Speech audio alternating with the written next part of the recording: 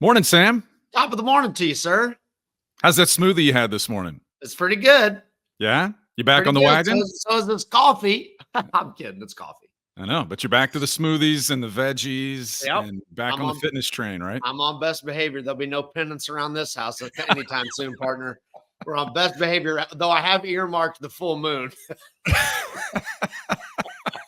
as a chance to fall off the wagon. That's right. That's right. Going to get your workout in today before the show. You better believe it. All right, that's good. That's good. And see, you thought this was just Dead Red Cincinnati. People listening thought this was just a baseball conversation. We cover a lot of ground. I mean, think about it. We've covered skiing, we've covered food, we've covered the state of Texas, we've covered George Grand. What else? Yeah. Now we're in SA, Sam's Anonymous. That's right. That's right. You get a little bit of everything, A little but bit just of everything, huh? so our cards are on the table about it's the working Sam's man mindset. show. That's right. It's a Renaissance man. I like this. There you go. Welcome inside. Good to have everyone. Dead Red Cincinnati, Brian Giesenschlag, former Red, Sam LeCure. Sam, in the leadoff spot today, you spent time with Reds' top draft pick from a year ago, number 7 overall, Rett Louder, Right. on the Reds' caravan last year before he ever threw a single professional pitch. Mm-hmm. Now you've had the opportunity to watch Rett Louder make 3 scoreless big league starts. With the information that you gathered in those early conversations and then now having watched him compete and pitch, how do you marry that information now into an early assessment of what the Reds have on their hands right now? I feel like a lot of people are using this phrase right now. It tracks, right? Okay. So the information gathered, spending time with him, because, that's what I want to know. That's the information that's important to me, because the physical stuff is going to be there, right? I mean, if you make the big leagues, you've got some physical ability, right? Yeah. If you're good in the big leagues, you've got some mental ability. And so seeing him and more, it was watching someone listen. I guess it sounds like a stupid thing to say, but that's what it was, watching him listen to the conversations that me and Frankie Montas were having, and Corky Miller's on there, and we're having that. And then ask a question. You and I've talked some about this. I feel like, guys kind of shoot themselves in the foot by being proud and feeling like any question they ask is a stupid question. Like, no, man, like, you should be soaking it all up. And sometimes if there's something that you're thinking of that's not been touched on, ask it. Because if you can implement that into your routine or whatever, it gets you to the big leagues faster, keep you in the big leagues longer, whatever the case may be. So, the information gathered on the caravan has tracked to the demeanor on the mound, how he kind of goes about his business. This is from afar. I'm not down there seeing the homework he does, but I think it tracks. And, when you get a guy that's won a couple Gold Gloves saying this guy's pretty special, that means something too. It does. And you and I talk about body language a lot, and Rett Louder is not a big, intimidating presence physically yet. He can fill out. He's a kid. Yeah, he has a chance to fill out, but he's a kid. Facial expressions, body language, those things. Mound presence, we've used that phrase in discussing how he's handled these first few starts. And you said, and this is something that when you watch great athletes, this is one of the highest compliments, is you can't tell based on his expression whether somebody just took him deep for a 3-run shot or if he struck out 6 in a row. Same guy, work fast, go. And so, this happens in September for teams where you get a look at a younger player or you get a look at a different player. And the Reds have been put in this position where the headline you see on the story is Reds starting rotation decimated by injuries. All 5 the guys they started with, one's been traded, the other 4 have all been hurt. But now you have a story in September like number 7 pick from a year ago and where he might fit in the future moving forward. And right now that looks like a good story. Yeah, no doubt about it. And I think, and you also have rotation is best in baseball since August 23rd or something like that, just how we predicted it. But when you get these guys called up, I think at this time, the Reds drafted him. They knew the physical abilities of all these guys. They've watched them play in the minor leagues. They know Dunn can run. They know, Reese Hines has power. They know Rett Louder's got a good changeup. when you see them interact with the major league game, Mm-hmm. I think they learn as much from that as they do of anything. Like, does his changeup play at the major league level? You knew it did. Does he have the conviction to continue to throw it at the major league level after somebody hits it for a home run? And those are going to be the questions that will be answered here down the stretch, you hope. Yeah. Last thing on Louder that we talked about on the air on the post-game show, just watching him pitch, and you can put the air quotes around the word pitch because he's not overpowering. And the first thing you said after watching him for a few innings consistently was, man, there's a lot more movement there, a lot more of this than I thought that there was.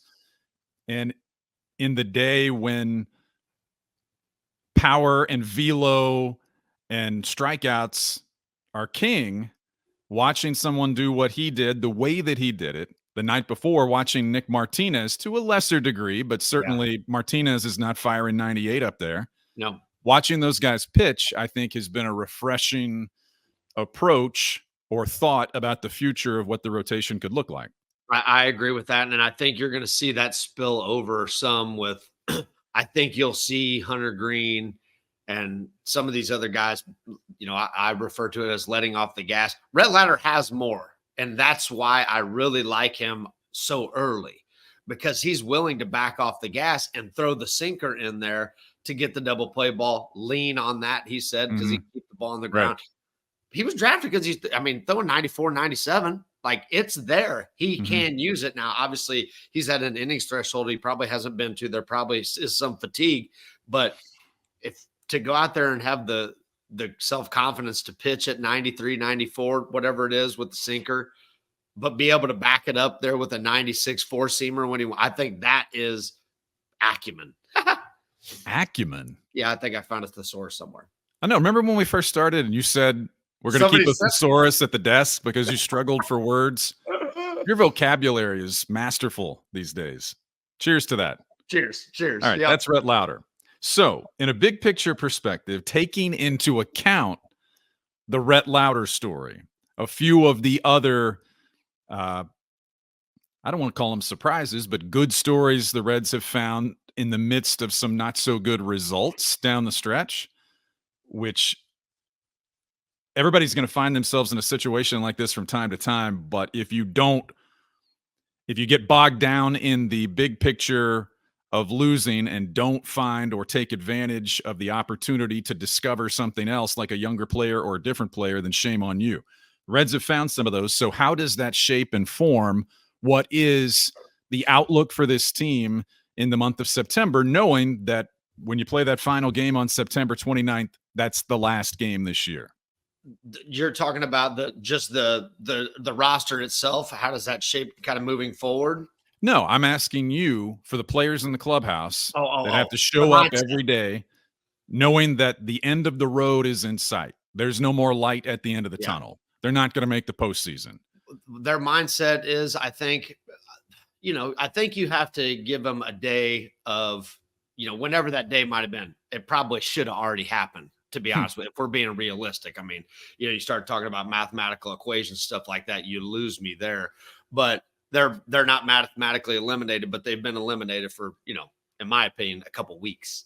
So I think that they've had that moment of reflection and frustration, disappointment. And hopefully they don't. Now, I can sit over here and kind of make some excuses for them. Barry and I, when we had him on the show, we kind of butted heads about it. He's like, you play with the guys that you play with and you're expected to win. And while I agree with that theoretically, are you able to win with said players? So I think for those guys, if you're a young player, obviously you're sky high right now, man. You're in the big leagues and you got an opportunity to play. I'm talking about the Aguiars and the Rett Louders and, so on. Reese Hines. I always want to call him Justin Dunn, but it's Blake Dunn. It is Blake Dunn. It is Blake Dunn. Thanks for clarifying that for me. But those guys that are here and getting opportunities to play, they're sky high. You don't have to motivate them whatsoever. You better not have to. Brandon Williamson, a guy who worked his way. So all of these guys, everybody has something to play for, right? Now you can be frustrated with the way the season went, but you can't take for granted the fact that you get an opportunity to play. And for whatever reason is, the other day I said something about me time, be selfish, like go out there and try to pump your numbers up, man, because the better you do down the stretch, the better the team's going to do. And the better you're going to do when somebody starts asking the questions about what are they going to pay you. But I don't, trying to recall my own experiences, I don't feel like I ever looked too far ahead to the off season because I knew that about 2 weeks into the off season, I'd be missing it. Like, man, Mhm. I just spent 8 months with these dudes. Like, you hear everybody say, I spend more time with these guys than my family. And it's true. So you start missing your family. You Mhm. start missing your different family in a different way at a certain point of the year. So I think they'll be motivated. We heard Emilio Pagan saying something about we're going to continue to show up and give it. They're going to do that all the way through the end because everybody on that roster has something to play for. Yeah, and I think that's the answer I expected you to give, and I think the answer that we expected from any professional team. But it's the teams at this time of year that are already talking about next year, that have been forced into the conversation about next year instead of next week. Instead of And I haven't heard those questions. To be fair to the media around the Reds, they haven't asked that question yet, and I don't think right. it's time. Right, but it has to be time because you and I sit on the postgame show, and you can't not think about Rett Louder being a part of the picture next year. You can't not think about who might not be here or where this team has been lacking this year. So Yeah.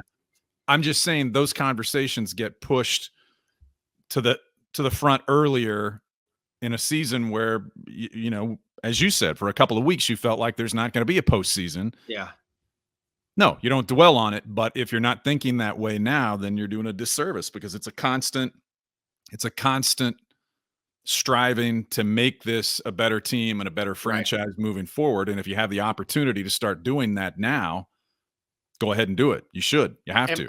And my thought, kind of would go over to the point of it's hard for me to judge this team now. I'm judging, the depth right now. That's what I'm looking at is the depth, not the team from next year, because I still have not seen that team Mhm. on the field with Encarnacion stranded for Ty France at first. Ty France. Hello. Yeah, Hello. right. Matt McClain somewhere, Ellie Yeah. somewhere, Noel V. Marte having a brain and figuring it out a little bit, and TJ Friedel and him here and him there, and Tyler Stevenson now.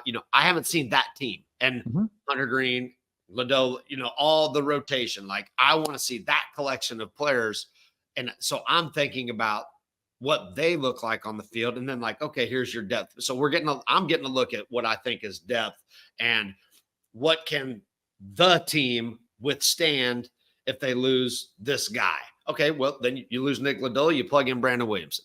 You lose this guy, you plug in that, you got Santiago Espinal.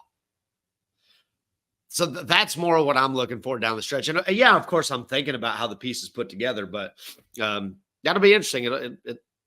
It'll be an interesting offseason, and I'm, again, like them, not trying to get too far ahead of myself, but I'm more, even if that team had played this year, the team we're talking Mhm. about, would still have been more excited for the upcoming 25 season than I would have this one. Sure.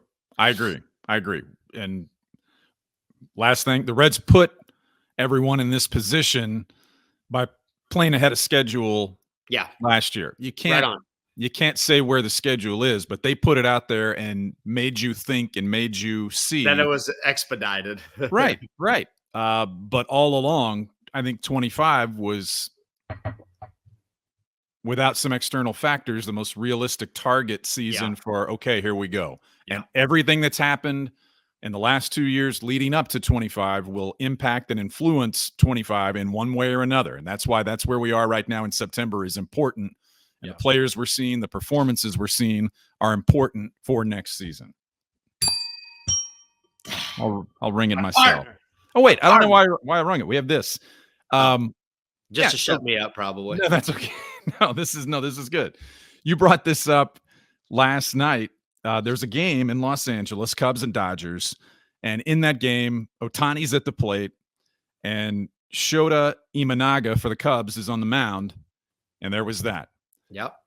we've seen things like that before with different players, with different people from the same country. It's not uncommon, but in that game last night, for just the second time, there were 4 Japanese-born players in the same game, all doing it. You had Ohtani, you had Imanaga, you had Suzuki for the Cubs, and you had Yamamoto for the Dodgers.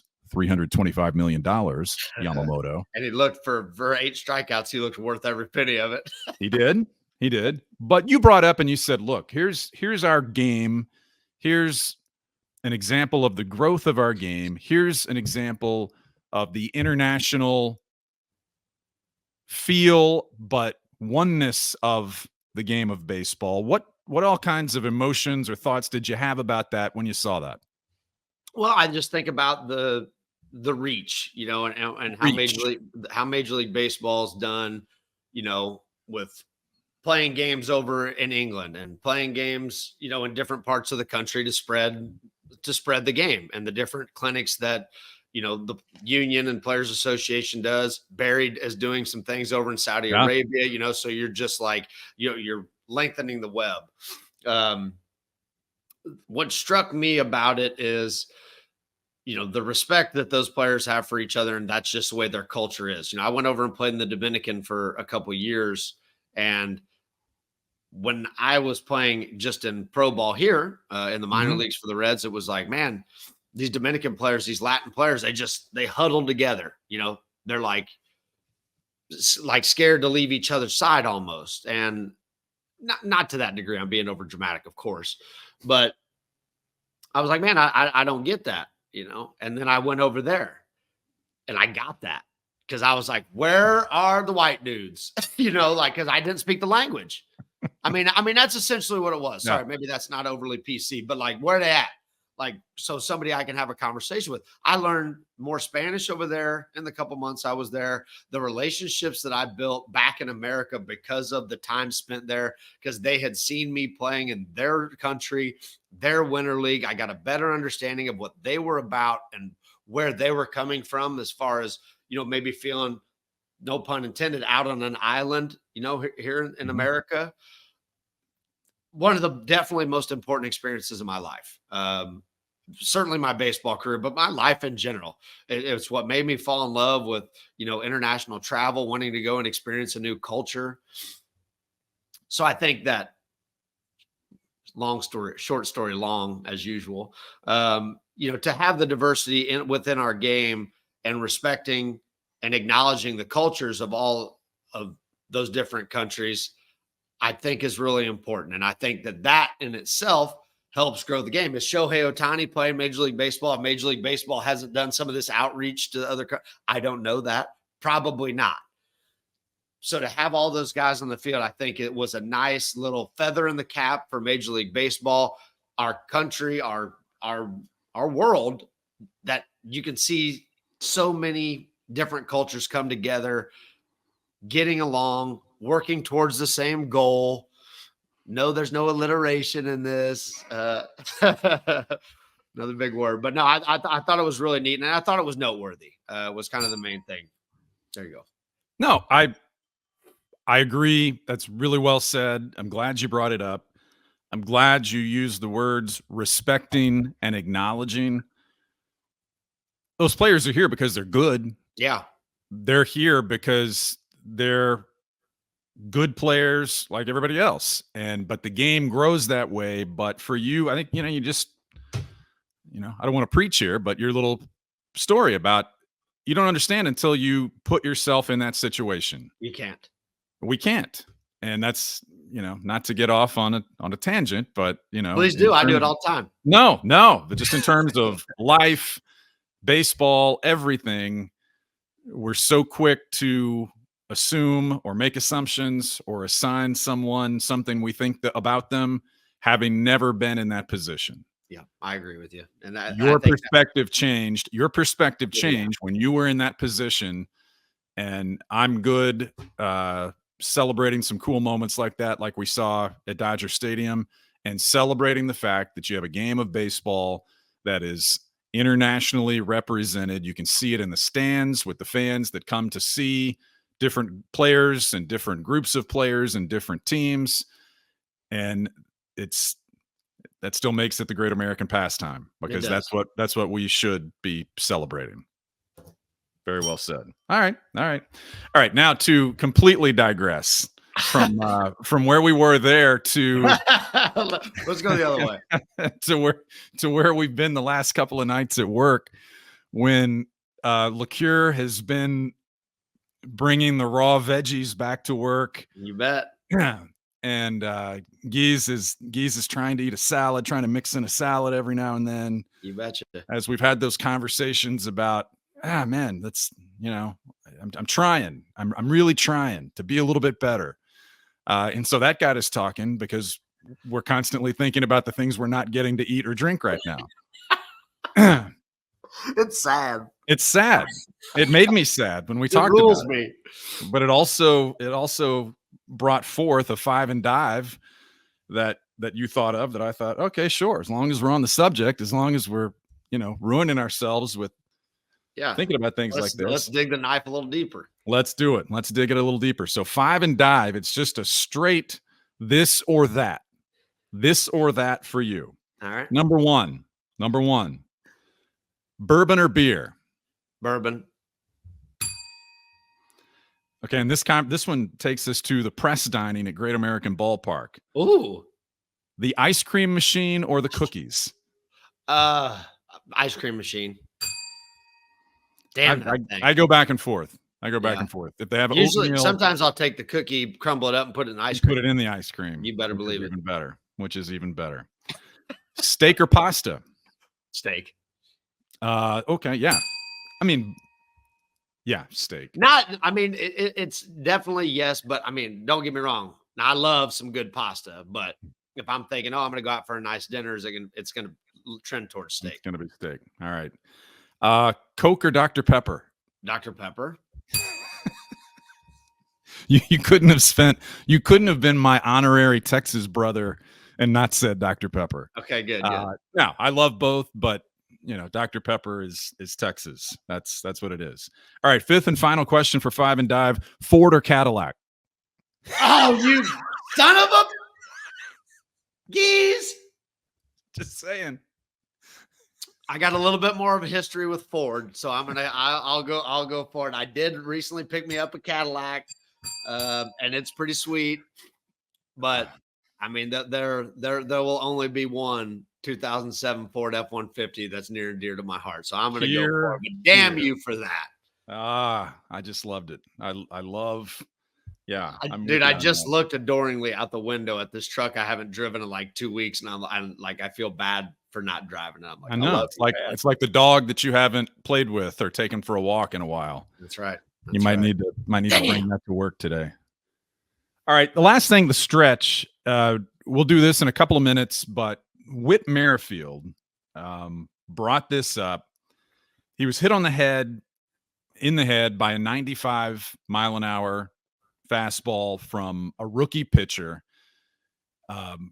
Like anybody would be, first off, you're glad that he's okay, but like anybody would be, you have a reaction to that. And his reaction was, there are too many young players coming to the big leagues who are obsessed with throwing hard, that have not harnessed or learned to control appropriately the way that they throw. And too many guys are getting hit in the head or on the hand, which we've seen a ton of in Cincinnati. And he's on the competition committee. Whit Merrifield is. And he's promising that there'll be some sort of rule adjustment in the very near future that would punish pitchers for hitting batters. Now, knowing that we can universally agree we don't want to see guys get hurt from being hit by pitches. But also knowing that it's part of the game, and also knowing how hard that would be to fairly enforce. I'd like your opinion on his proposal to fine or suspend or eject pitchers who hit a batter. Well, I wish we had more than a couple minutes to do this, because I can go a number of different ways with this. Number one, and I'll agree with them, that and the fact that pitchers do come up and they're obsessed with velocity and they haven't figured out how to harness it. Guess what major league teams pay for? velocity. Mhm. They don't pay for command. Okay. Mhm. That's been instilled in them since they were in high school trying to get drafted. They're trying to throw as hard as they can because you can project velocity. We can figure out how to make them throw strikes. So that's number one. The blame Major League Baseball. I don't think they're going to be on board with it because that's what they want. They want high velocity guys, and they don't give a Mhm. shit where it's going. Mhm. Number two, because of that high velocity, you're seeing guys have to cheat to pitches. So a lot of guys are getting hit in the hands because they've had to already start their swing because the ball's getting on them so quick. Excellent point. It's not one of those things where they can see 92 coming from LeCure and they can turn into it, right? I mean, they've had to have made their mind up before the ball comes out of the guy's hand. So their hands are already there. They've been exposed because they've had to cheat to get to it because it's so hard. Mm-hmm. They're hitting themselves a lot. Hitters. Now, look, man, I'm not being pitcher homer here, dude. If I agree with some of what he's saying, but hitters, because of the nature of the game now, they have to cheat to get there. So their hands are already exposed where usually it would be, sorry for the folks listening to this, you can't see what I'm doing, but I'm getting animated. So I'm getting fired up. They're turning into it and their hands are now hidden and it's the shoulder versus the hand, right? I mean, if you just rotate your body, the shoulder takes the place of the hand. There's that piece of it. Not everybody is a young pitcher coming up that has hit a batter this year. I bet you at some point or another, Chris Sale hit somebody in the knee with that breaking ball. Right. Just Nick Lodolo did. Hits somebody on the back foot with a slider. You're gone at 82 miles an hour, and you're going to kick him out of the game or fine him or suspend him. Yeah. So then what? It becomes only on fastballs they hit. No, I think they're saying only up. Oh, only above. So if it hits a batter, above the waist, maybe that's an adjustment. Maybe that's what they're already saying. Okay. I haven't, I'm not on the competition committee. Yet. They haven't asked me to do that yet, but maybe they will. You've got a resume in. Yeah. But there's going to be different pieces of that. I mean, you and I talked about the starting pitching. Is there going to be a limit? Are they going to give you a bonus if your starting pitcher goes 6 innings? Or they, those different things. They're hard for us, in 2 minutes to discuss all the options that there would be for that. Yeah. But my knee-jerk reaction would be no. I mean, I don't think you can do that right now. And the other part of it is they're either going to do that or they're going to have to change. The game it is cyclical. It will come back to more Rett Louder throwing sinkers, I think. But I don't know. I mean, I don't like the idea of that just because, a lot of times, I mean, a ball does get away from a guy. Yeah. And is it comfortable having a ball thrown at your head? Absolutely not. And I understand that because there are careers that could be at jeopardy. But, so you find a guy for hitting somebody in the head is that equal opportunity, like, hey, this guy gets fined. This guy broke his hand. He's out for the year. Like it doesn't measure up. So the penalty doesn't fit the crime type of thing. Yeah. Last thing, his point is that there's no way to measure up because the guy that's out for 8 weeks with a broken hand and then the pitcher makes his next start. I get that. I can have the conversation. Yeah. But the way that he's presented it, at least initially, publicly, it's not as black and white, like most things are not. It's not as black and white as he would like to make it, in my opinion. Yeah. We're all for player safety, but I think you need to tap the brakes on that a little bit and back off and maybe think about it a little bit more, certainly. And we can do that again. All right, I see you're still thinking. Make some notes. I will. Because I see your wheels are still turning. So they are thinking right now, so we can get back to them another time. Okay. In the meantime, why don't you sign off for us? All righty. I like this show, man. I think that I don't know how many people watch this damn thing or listen to it, but I have a lot of fun doing it. I enjoy just our banter together. Yeah. We're touching on a little bit of this and a little bit of that. So for those of you who are listening or watching, tell somebody else to check us out. Go to your Spotify or podcast thing, or, we post this on YouTube. It's Dead Red Cincinnati. We likes. Everybody likes to feel, validated a little bit. I don't need too much of a pat on the ass. We're going to keep doing this whether you like it or not. But it would help to have some following. So do the like and subscribe and check us out as soon as you can. And have a great day. That's right. And don't miss your workout. That's how I won't. I'm on the way.